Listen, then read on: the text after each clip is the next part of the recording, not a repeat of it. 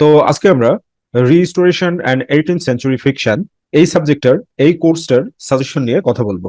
তো আমাদের premium suggestion এবং নোটস এর মধ্যে তোমরা যেটা পাবে সেটা হলো মোস্ট ইম্পর্টেন্ট 70টি ব্রিফ কোয়েশ্চেন্স এর আনসার, মোস্ট ইম্পর্টেন্ট 13টি শর্ট কোয়েশ্চেন্স এর আনসার যেগুলোর বাংলা ট্রান্সলেশন দেওয়া আছে, এবং মোস্ট ইম্পর্টেন্ট 10টি ব্রড কোয়েশ্চেন্স এর আনসার যেগুলোর বাংলার ট্রান্সলেশন দেওয়া আছে।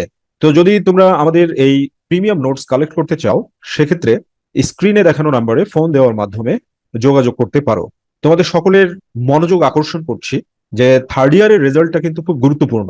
যদি কোনো কারণে তোমার থার্ড ইয়ারের রেজাল্টটা খারাপ হয়ে যায়, সেক্ষেত্রে কিন্তু তোমাকে ভোগান্তিতে ভুগতে হবে। সুতরাং তুমি যদি খুব গচ্ছিত প্রিপারেশন নিতে চাও, তাহলে অবশ্যই অবশ্যই তোমাকে একটা ভালো সাজেশন এবং নোটস অনেক বেশি সাহায্য করবে। সেক্ষেত্রে তোমরা আমাদের প্রিমিয়াম সাজেশন এবং নোটস কালেক্ট করে পড়লেই 100% তো কমন পাবেই, সাথে সাথে তোমার রেজাল্টটাও অনেক ভালো হবে। সুতরাং প্রিমিয়াম সাজেশন এবং নোটস কালেক্ট করতে ভুল করো না, তাহলে পরবর্তীতে হয়তো আফসোস হতে পারে। তো যাই হোক, আমি তোমাদেরকে এখানে যে সাজেশনটা আসলে দিতে চাই সেটা হচ্ছে এইটা, যে থার্ড ইয়ারের রেজাল্টটা যদি তোমার ভালো হয়, তাহলে কিন্তু তুমি 100% একেবারে ফোর্থ ইয়ারে ভালো রেজাল্ট করবে এবং মাস্টার্সে গিয়ে তুমি সর্বোচ্চ রেজাল্ট করতে পারবে।